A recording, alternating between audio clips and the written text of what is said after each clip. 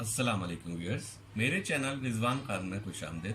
तो व्यूअर्स, सबसे पहले मैं रिक्वेस्ट करूंगा जिन्होंने मेरा चैनल अभी तक सब्सक्राइब नहीं किया वो मेरे इस चैनल को सब्सक्राइब करें ताकि मैं इस चैनल पर आपके लिए डिफरेंट टॉपिक पर मुख्तलिफ इंटरेस्टिंग वीडियोस अपलोड करता रहूं। तो व्यूअर्स, आज मैं जिस टॉपिक पे आपसे बात करना चाह रहा हूँ वो ये कि जो लोग अपने घर में एक्वेरियम रखते हैं वो नोट करते होंगे कि कुछ अरसे के बाद उनके एक्वेरियम पे इस तरह के स्टेंस आ जाते हैं।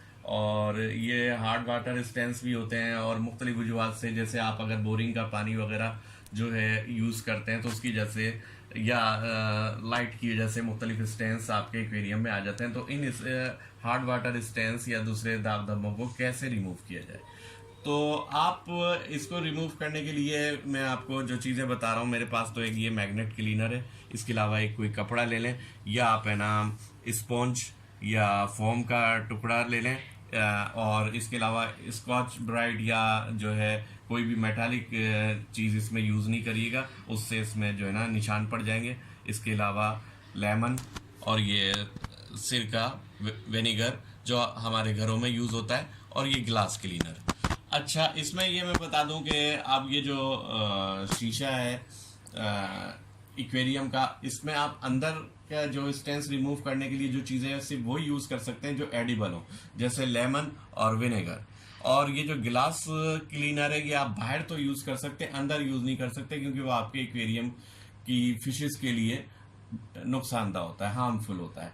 तो हम सबसे पहले क्या करेंगे कि सबसे पहले हम जो है लीमू का जूस जमा करेंगे मुख्तलिफ ये किसी एक पॉट में आप है ना सारा लेमन जो है ना जूस लीमू पानी जमा कर लें, और इस तरीके से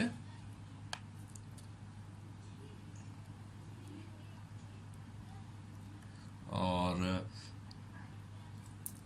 जैसा कि मैंने आपको कहा कि इस बात का ख्याल रखें कि जब आप एक्वेरियम के अंदर का शीशा साफ करेंगे तो सिर्फ वही आप यूज़ कर सकते हैं चीज़ें जो आपके लिए एडिबल हो, और वो चीज़ें आप यूज़ ना करें जो एडिबल ना हो क्योंकि वो फिशेस के लिए भी नुकसानदाह होती हैं। देखा, ये लेमन मैंने निकाल दिया है। इसके बाद कोई भी विनेगर जो आप अपने घर में यूज़ करते हैं वो इसमें मिक्स कर लें, ऐड कर लें। ये मैंने इसमें ऐड कर लिया, और इसके बाद जनाब इसको आप एक्वेरियम में बेशक अंदर रख लें। और अब आप इसके ज़रिए जो है आप अपने एक्वेरियम को साफ करना शुरू करें, तो आप अपने एक्वेरियम को साफ कर सकते हैं। और अगर आप इसको पानी में ऐड कर लें तो भी हो जाएगा, अगर प्योरली आप इससे साफ करें तो भी आप इसको साफ कर सकते हैं। ये इस तरीके से आप देखें साफ हो जाएगा।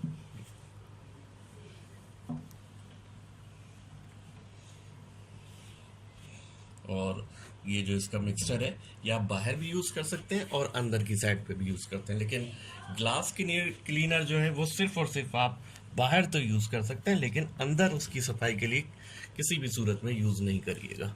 ये आप देखें, ये मैं इसको बाहर भी यूज़ कर रहा हूँ और अंदर भी यूज़ कर रहा हूँ।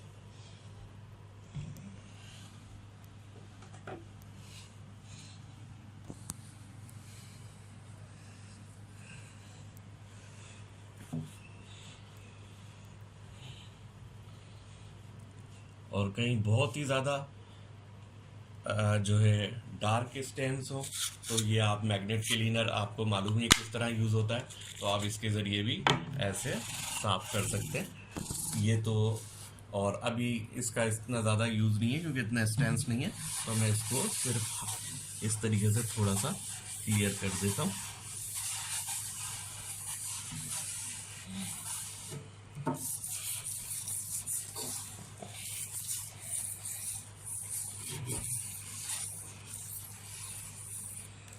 ये आपने देखा, और इसका ये सा थोड़ा सा ज़्यादा रफ होता है तो उससे भी आप कर सकते हैं।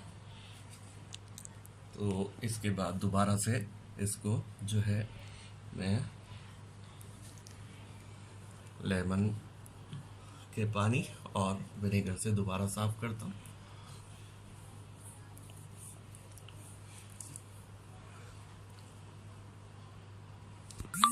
तो ये मैंने अंदर से जो है आपने देखा कि एडिबल चीज़ों से इसको साफ किया, और अब मैं बाहर का जो पोर्शन साफ कर रहा हूँ उसको जो है ना मैं ग्लास क्लीनर से साफ कर सकता हूँ। तो ये मैंने ग्लास क्लीनर इसमें यूज़ किया है और इसको मैं इसको ग्लास क्लीनर से साफ कर रहा हूँ, आप देख सकते हैं।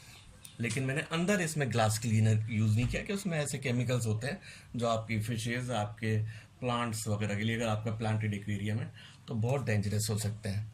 तो आपने देखा कि मैंने किस तरीके से अपने एक्वेरियम को क्रिस्टल क्लियर किया है। तो उम्मीद है मेरी आज की ये वीडियो आपको बहुत पसंद आई होगी।